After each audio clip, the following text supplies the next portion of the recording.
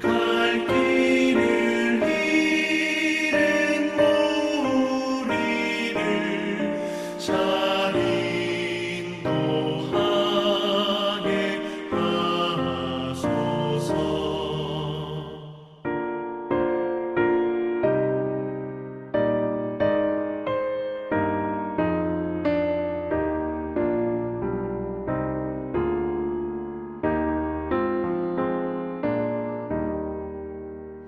구주의 귀한 인내를 깨달아 알게 하시고 굳건한 믿음 주셔서 늘 승리하게 하소서. 장래의 영광 비추사 소망이 되게 하시며 구주와 함께 살면서 장평강 얻게 하소서.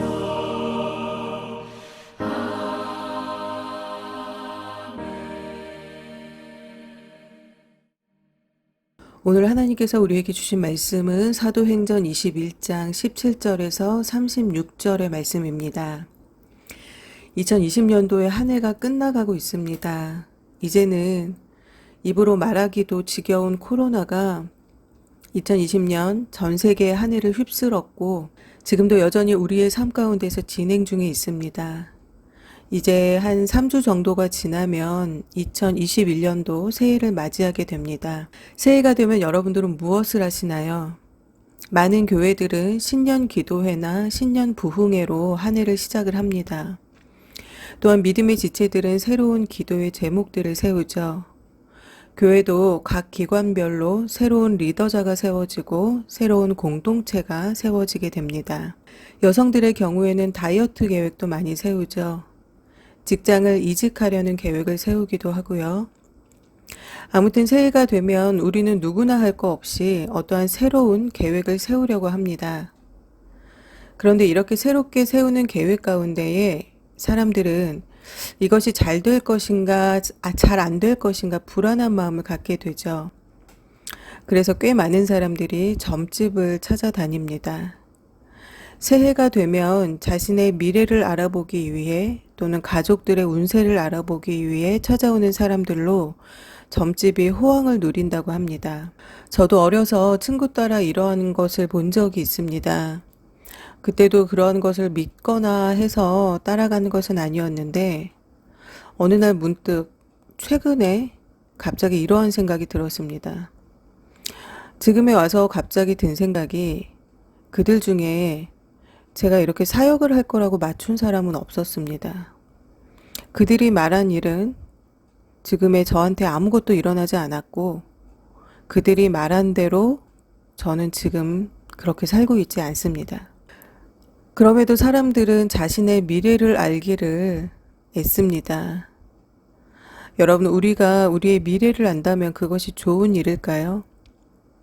미리 안다면 뭔가 대책을 잘 세워서 성공적인 인생으로 만들 수 있을까요? 얼마 전에 담임 목사님께서 말씀 중에 기도원에서 자녀가 자살할 것이다 라는 예언을 받은 것 때문에 평생을 자녀가 자살할까봐 전전긍긍 하셨다는 분의 이야기를 해주셨습니다. 제 주변에도 점집에서 말해준 것에 매여서 자기가 오히려 스스로 그 길로 걸어 들어가는 사람들을 종종 보았습니다. 오늘 본문을 보시면 오늘 본문 이전에 앞 단락에서 바울에게도 바울의 이 미래를 알려주는 사람이 나타났습니다. 바울이 가이사랴에 있을 때에 유대에서 아가보라는 선지자가 바울을 찾아옵니다. 이 선지자는 유대인들이 바울을 결박하여서 이방인들에게 넘겨줄 것이다 라는 이야기를 해줍니다. 이 말을 같이 들은 가이사랴의 형제들은 바울에게 예루살렘으로 올라가지 말 것을 권유합니다. 예루살렘으로 올라가지 말라고 말린 거죠. 그렇지만 바울은 나는 주 예수의 이름을 위하여 결박당할 뿐 아니라 예루살렘에서 죽을 것도 각오하였노라 라고 말하면서 여장을 꾸려서 예루살렘으로 올라갑니다. 오늘날 많은 사람들이 자신의 미래를 알기를 원하는 이유는 잘못된 일들을 피하기 위함입니다. 계약이 잘못될까봐, 또는 이직한 직장이 안 좋을까봐, 대학에 떨어질까봐, 결혼에 실패할까봐, 금전적인 손해를 볼까봐, 모든 잘못된 것들을 예방하고 성공의 길을 가기 위해 자신의 미래를 점치려고 합니다. 바울은 그 자신이 알려고 하지도 않았지만 어느 날 한 선지자가 찾아와서 바울의 미래를 말해주었습니다. 그것은 정말 요즘 아이들이 쓰는 말로 꿀 같은 정보였습니다. 입에 매우 단 꿀처럼 아주 좋은 정보라는 뜻입니다. 여느 보통의 사람들에게 이런 일이 생겼다면 어떻게 했을까요? 아마 대부분은 아이고 모르고 갔으면 큰일 날 뻔했구나 라고 생각하면서 예루살렘에 가는 것을 미루었을 것입니다. 더 나아가서는 하나님께서 선지자를 보내서 나에게 피할 길을 알려주셨구나 라고 생각할 것입니다. 그런 경우도 물론 있죠.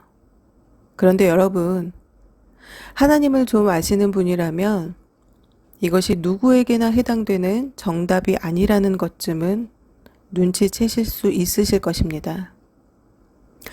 얼마 전 한 전도사님의 간증을 제가 보았습니다. 아프리카 선교지에 들어간 지 6개월 만에 남편 선교사님이 사고로 하나님 품으로 가게 되었다고 합니다. 그런데 이 전도사님은 부모님께서 다 일찍 돌아가셨기 때문에 하나님께서 자신에게 남편까지 거두어 가실 줄은 몰랐다라고 합니다. 너무 힘들고 너무 원망스러워서 남편이 시신으로 돌아오기 전까지 하나님께 기도하였는데 하나님께서 내가 가장 좋은 때에 그를 취하겠다라는 말씀을 주셨다고 합니다.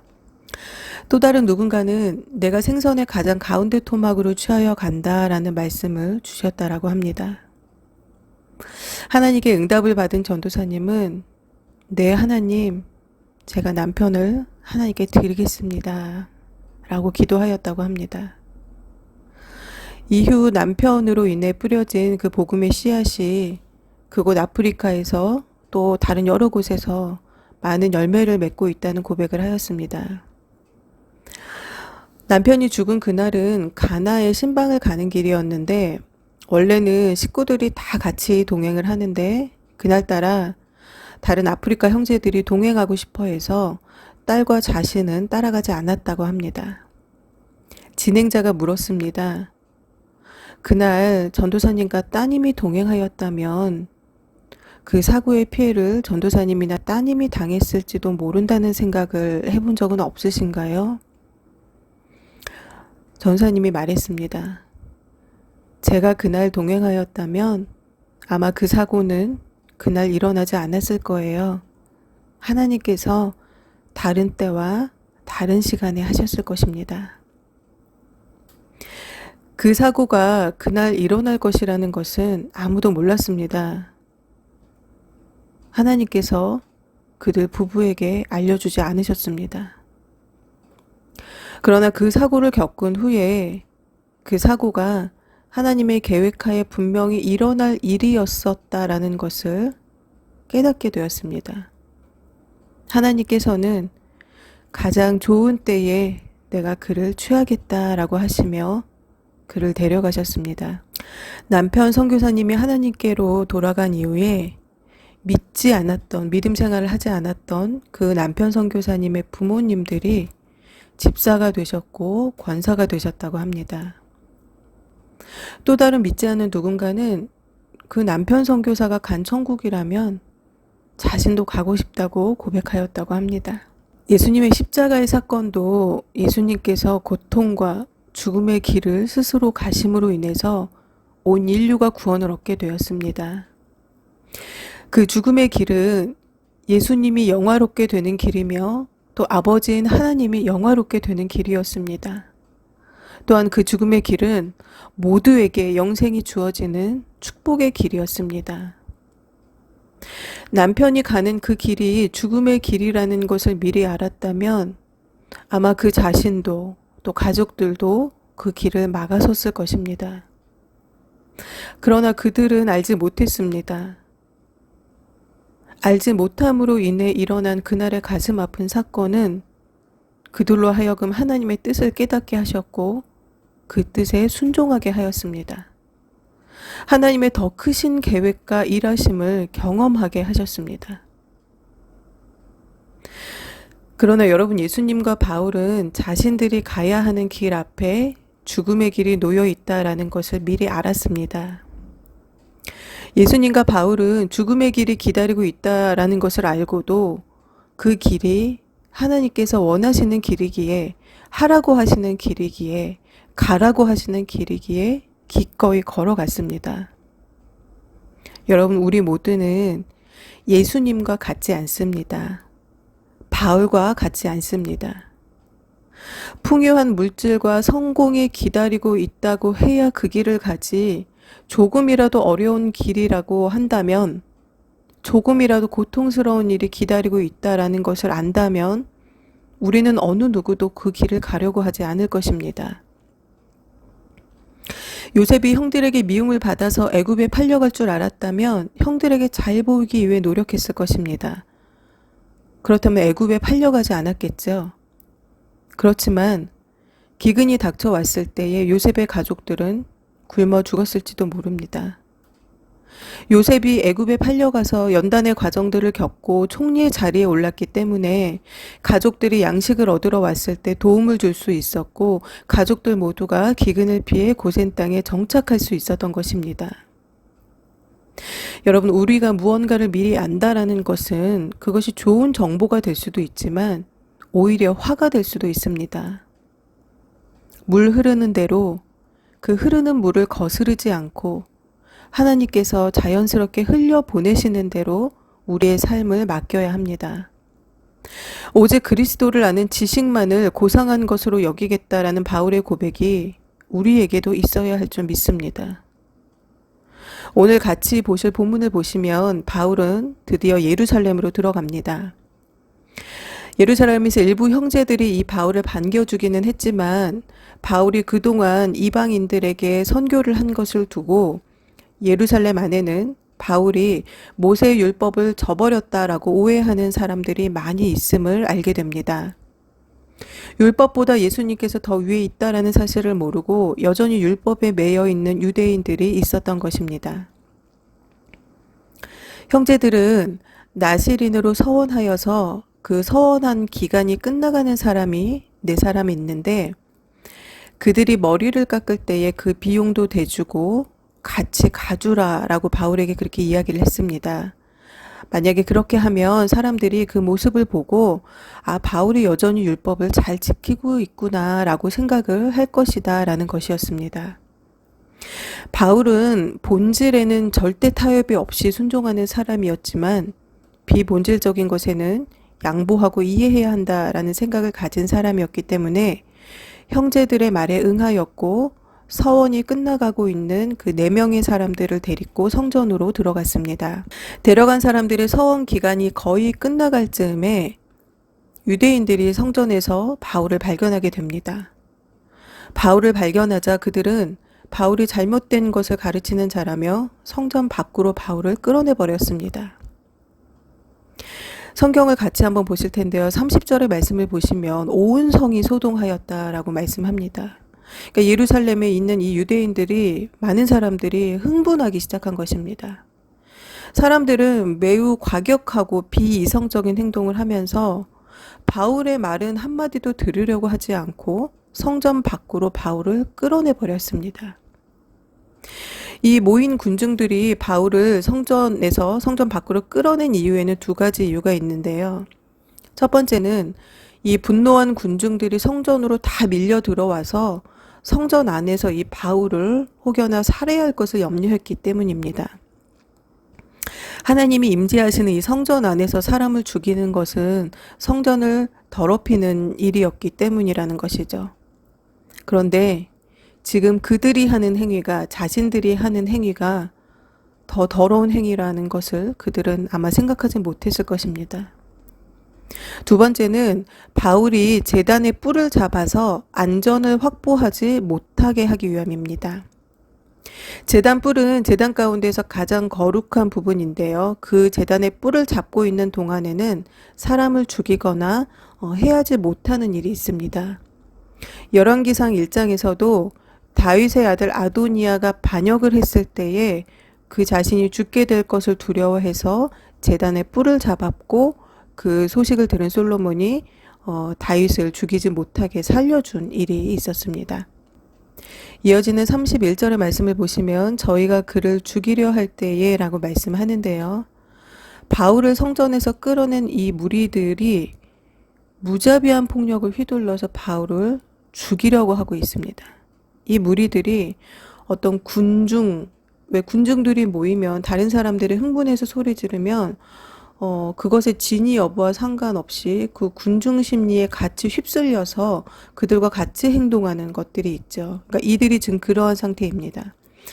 이들이 흥분해서 극도로 포악해진 상태로 어떤 최소한의 형식적인 재판 절차도 진행하려고 하지 않고 그저 자기들의 힘으로 다른 사람들이 죽이자 하니까 같이 휩쓸려서 죽이자라고 하면서 바울을 죽이려고 하고 있는 것입니다.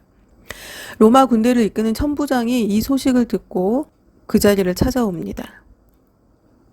천부장은 보통 1000여 명의 병력을 통솔하는 로마군의 장교를 가르치는데요.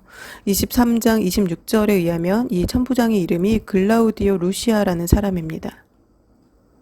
33절의 말씀을 보시면은 천부장이 두 쇠사슬로 그를 결박하라라고 명을 합니다. 천부장은 당시 폭력을 당하고 있던 바울이 일단 죄인인가 보다라고 판단을 했기 때문에 일단 그를 결박하라라고 명령을 했습니다.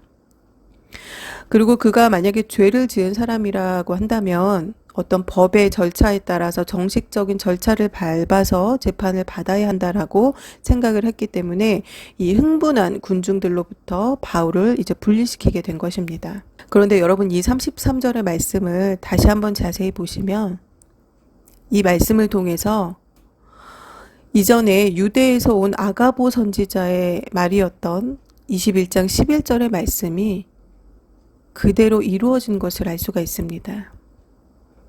21장 11절의 말씀을 한번 같이 읽어보시겠습니다.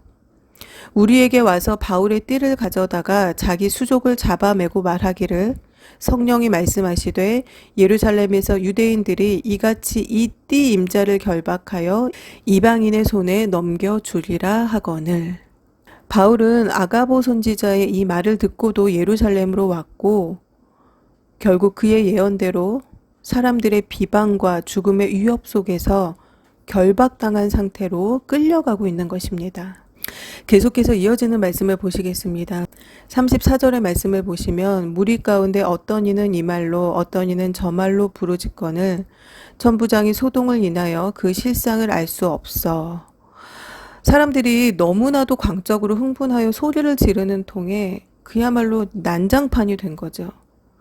그러니까 천부장이 도대체 이 일이 무슨 일인지, 이 바울이라는 자는 무슨 죄를 지었는지, 이들은 왜 이렇게 흥분하는지 그 연유를 알아보고자 했지만 사람들이 너무 흥분했기 때문에 도무지 이 상황을 정리할 수 있는, 그것을 알 수 있는 상황이 되지 않았던 것입니다. 그래하여서 천부장은 사람들의 흥분이 가라앉은 후에 이 일에 대해 심리를 하기 위해서 바울을 일단 영문 안으로 데리고 가도록 명령을 했습니다.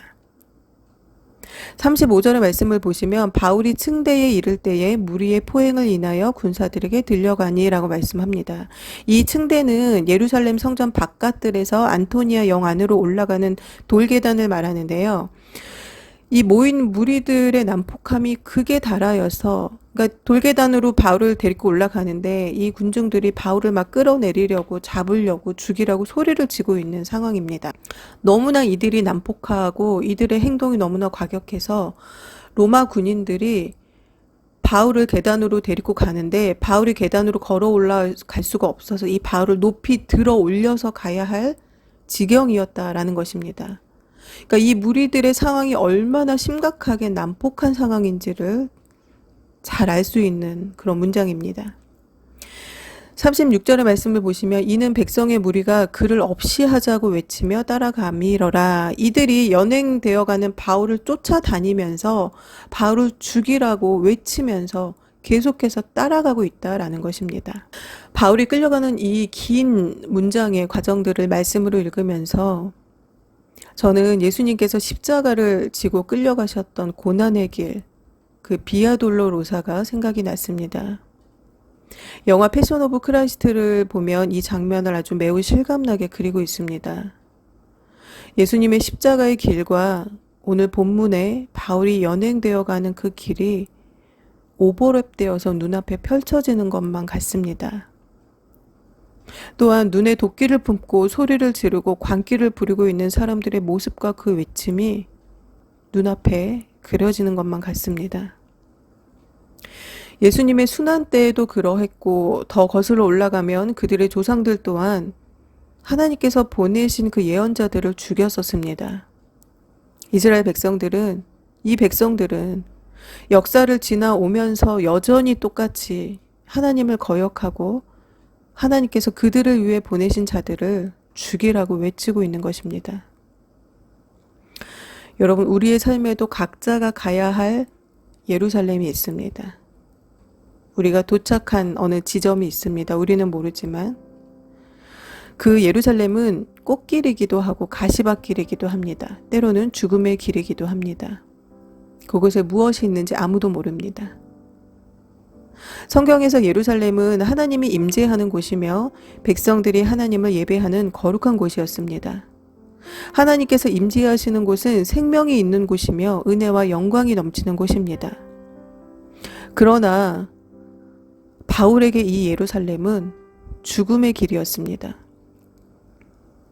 우리는 누구나 알고도 또는 모르고도 하나님을 배신한 경험이 있을 것입니다. 그 배신을 실천한 경우도 있을 것이며 마음으로 혼자 하나님을 배신하다 남몰래 조용히 돌아온 적도 있을 것입니다. 미래를 알면 신앙생활을 잘할 수 있을까요? 사업이 잘 되면, 자녀가 대학에 붙으면, 결혼을 하면, 물질이 많으면 성공한 인생을 살 수 있고 또 신앙생활도 더 잘할 수 있을까요? 미래를 미리 알아서 내가 미리미리 내 삶을 잘 계획하면 하나님께 더 많이 헌신하고 더 많이 순종할 수 있을까요?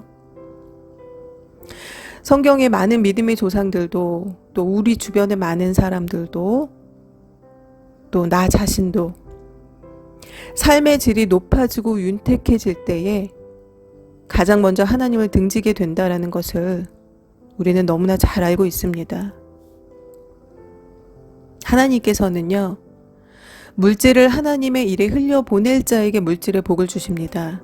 지식을 하나님의 일에 흘려보낼 자에게 지식의 복을 주십니다. 명예와 권력을 하나님의 일에 흘려보낼 자에게 명예와 권력을 주십니다. 자신의 것으로 취하지 않고 하나님께 영광을 돌릴 자에게 기적을 행할 능력과 권세도 주십니다.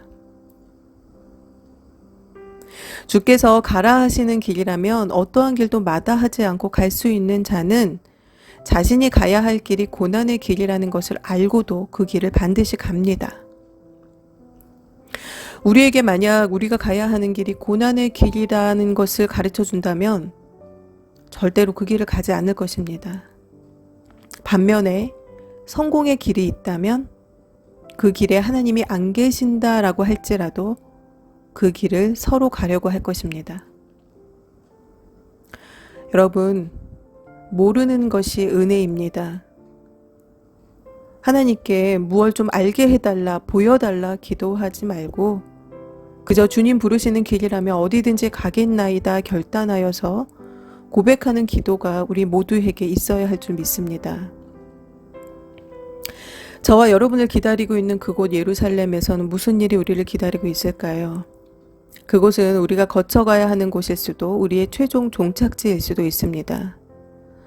그러나 여러분, 바울과 같은 믿음이 있지 않다면 절대로 그 길에 무엇이 있는지 궁금해하지 마십시오.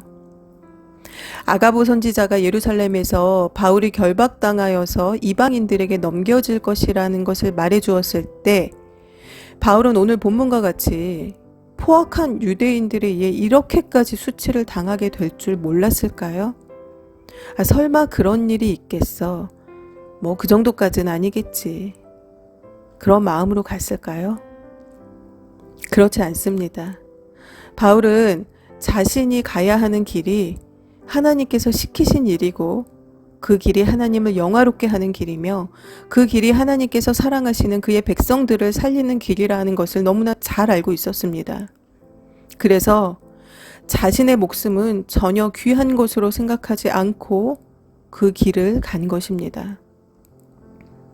사랑하는 성도 여러분, 믿음 생활을 잘하고 싶다면, 하나님을 잘 믿고 싶다면, 잘 살고 싶다면 우리가 가야 할 그곳 예루살렘에서 무엇이 우리를 기다리고 있는지 알려고 하지 마십시오. 오히려 스스로 신앙을 저버리는 일이 생길 수가 있습니다. 하나님의 일을 굽게 하는 어리석은 자가 될 수도 있습니다. 잘 살고 싶다면, 또 믿음 생활을 잘하고 싶다면 오늘, 지금, 이 순간 하나님께 순종하게 해달라고 기도하는 저와 여러분 모두가 되시기를 바랍니다.